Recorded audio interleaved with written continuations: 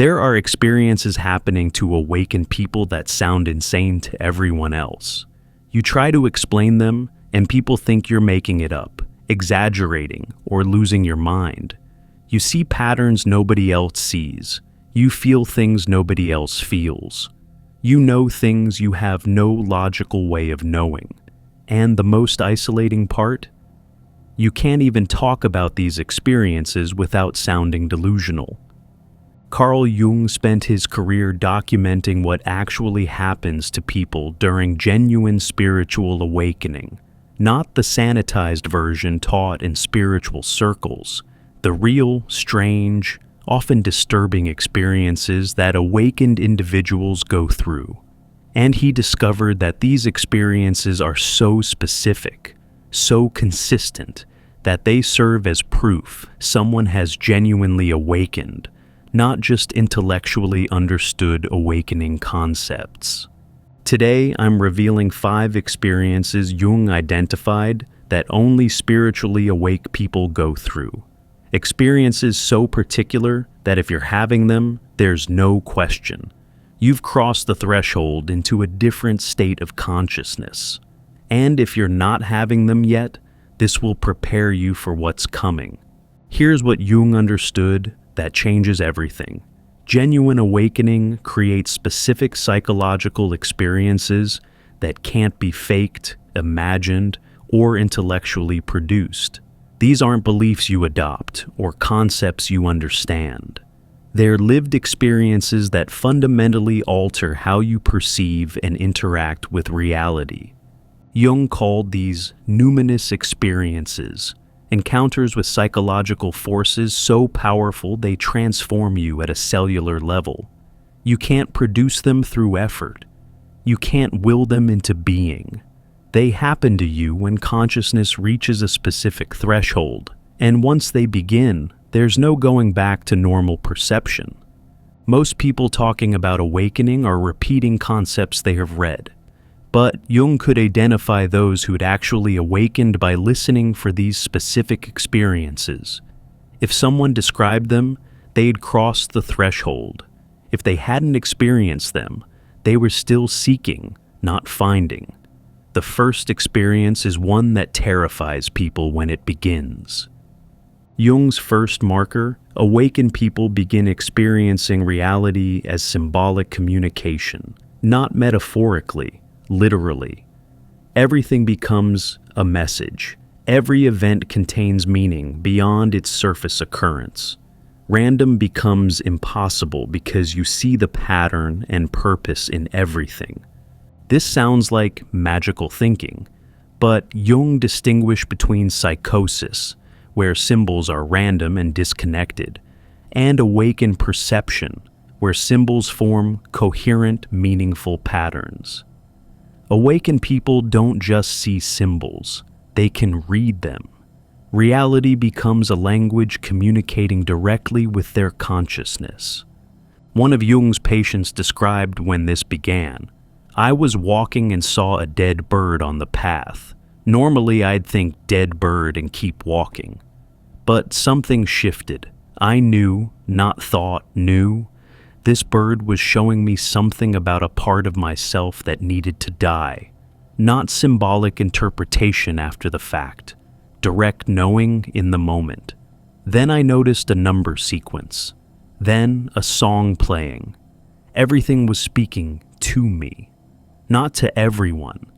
To me specifically.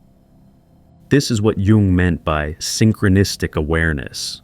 You're not imposing meaning on random events. You're perceiving the meaning that's already there. Connections, patterns, communications that were always occurring, but you couldn't perceive before awakening. You've tuned into a frequency of reality that most people can't access.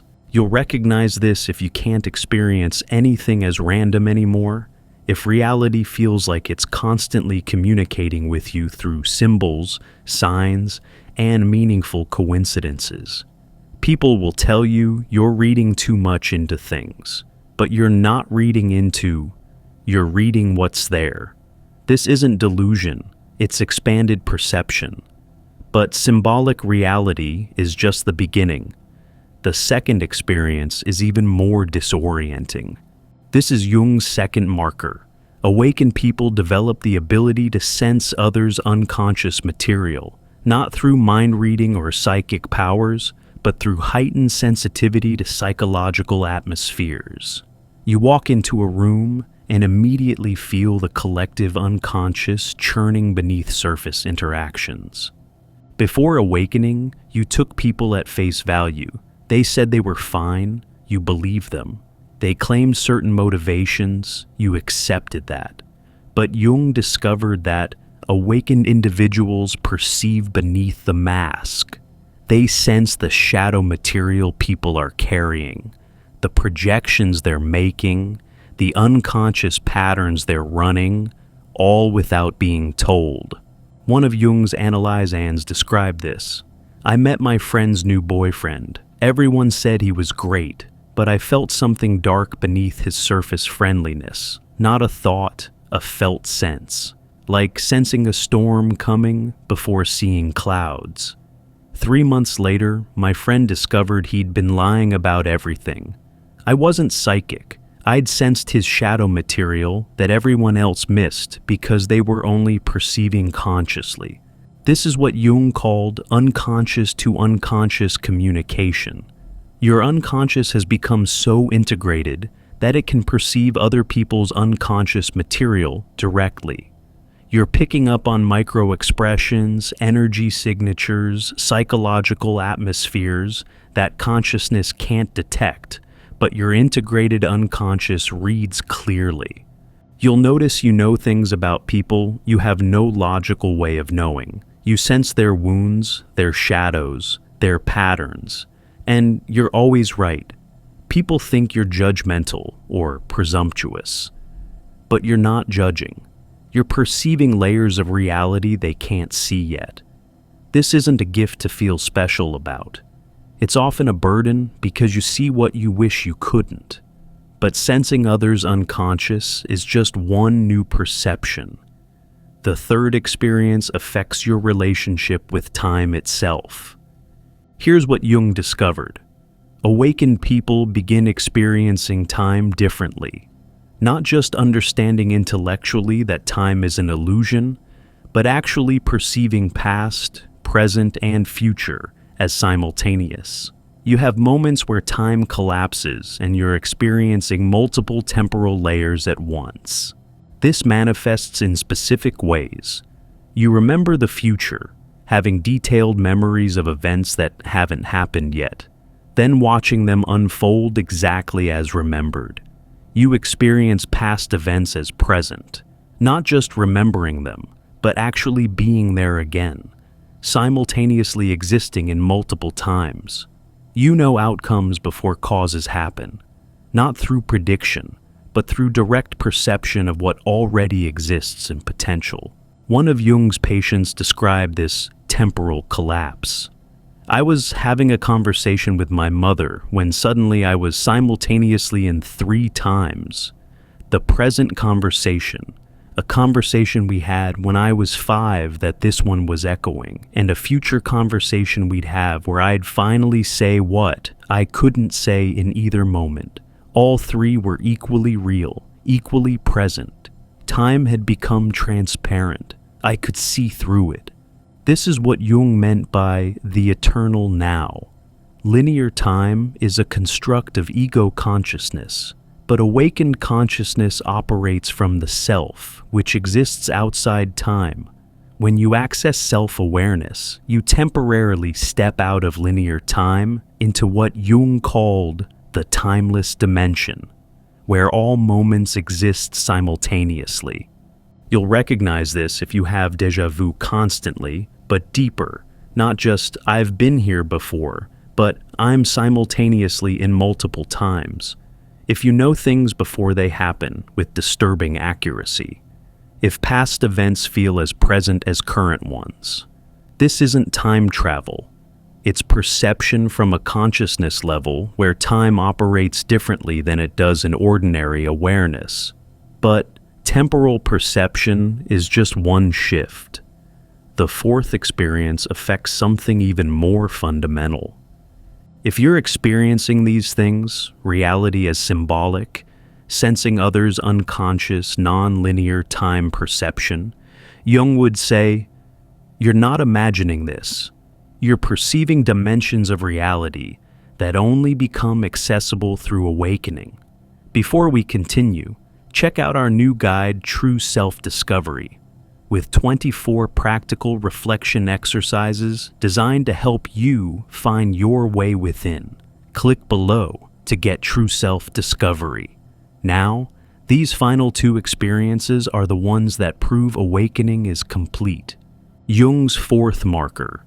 Awakened people have direct encounters with what Jung called autonomous complexes, or archetypal forces, psychological entities that exist independently of your conscious will, not hallucinations, living psychological forces that you meet, dialogue with, and learn from.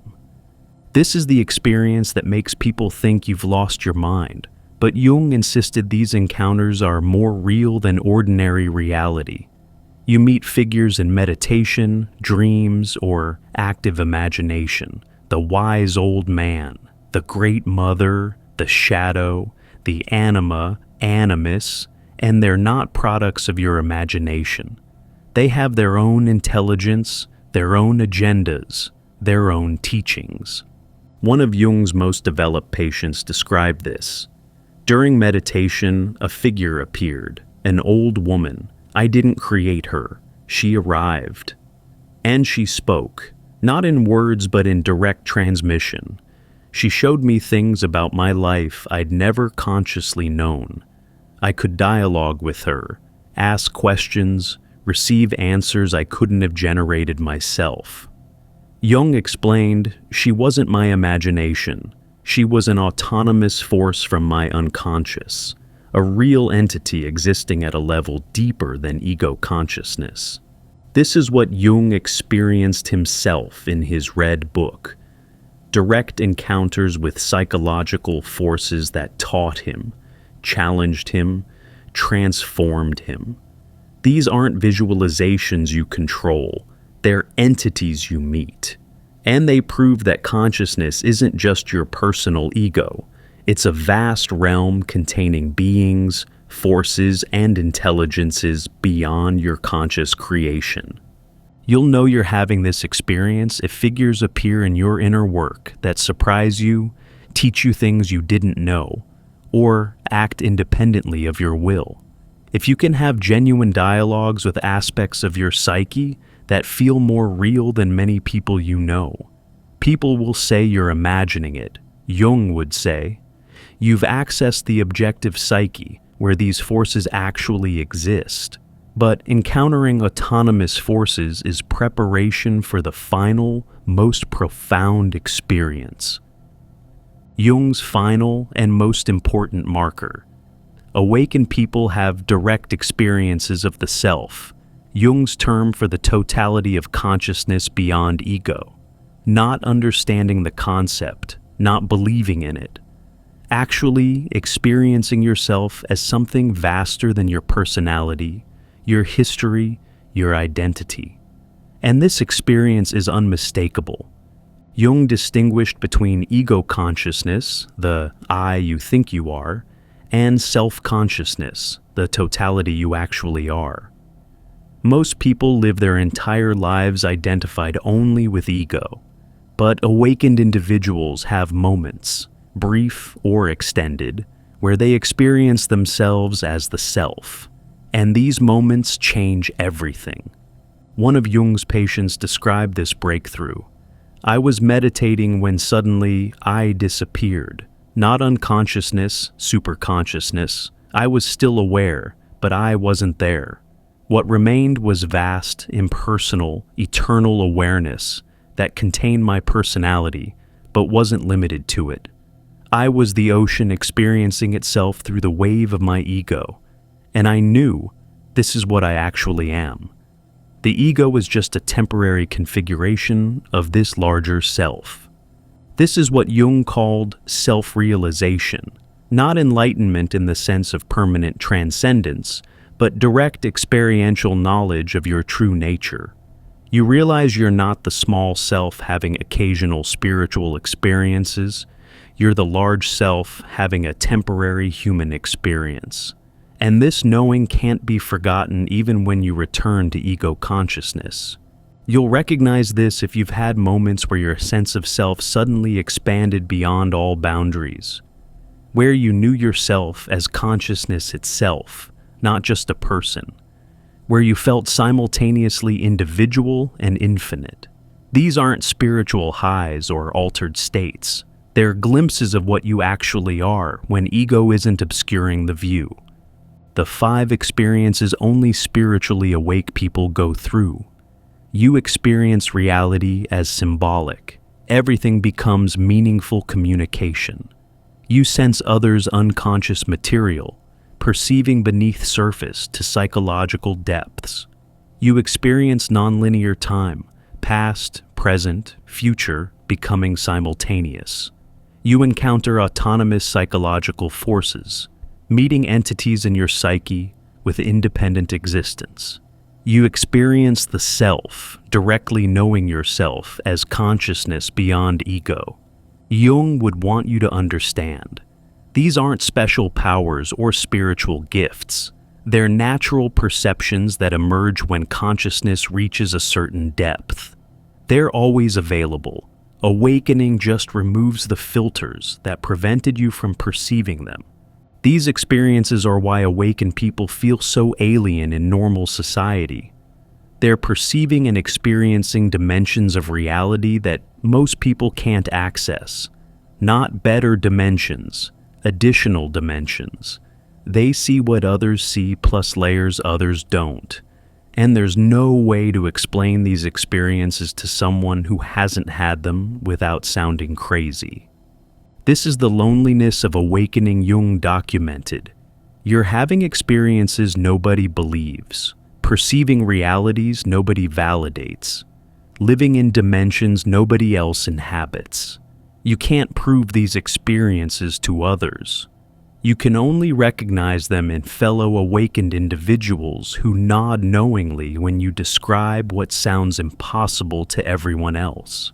If you're experiencing these things, symbolic reality, sensing unconscious material, non-linear time, autonomous forces, self-experiences, Jung would tell you, you're not imagining this. You're not special or chosen. You've awakened to dimensions of reality that were always there, but you couldn't perceive before. These experiences will isolate you. Most people won't understand. Many will think you're delusional. Some will be threatened by what you're perceiving. You'll learn to stay quiet about these experiences, because sharing them creates more disconnection than connection. But Jung discovered that these experiences are universal among the awakened. Across cultures, across time periods, across religious traditions, awakened individuals report the same phenomena. You're not alone in experiencing them. You're just alone among the unawakened. Find the others who are experiencing these things. They're rare, but they exist. When you connect with someone who nods in recognition when you describe symbolic reality, or autonomous forces, or self-experiences, you've found a fellow awakened soul. These connections are few but profound. And know this, these experiences aren't the goal of awakening. They're evidence of awakening. The goal is what happens after, living from this expanded perception, integrating these experiences, allowing them to transform how you exist in the world. The experiences themselves are just markers on the journey, not the destination. Subscribe to explore Jung's insights on navigating awakened perception in an unawakened world. To dive even deeper into Jung's revolutionary psychology and what it means for your spiritual awakening, click the recommended video on your screen now.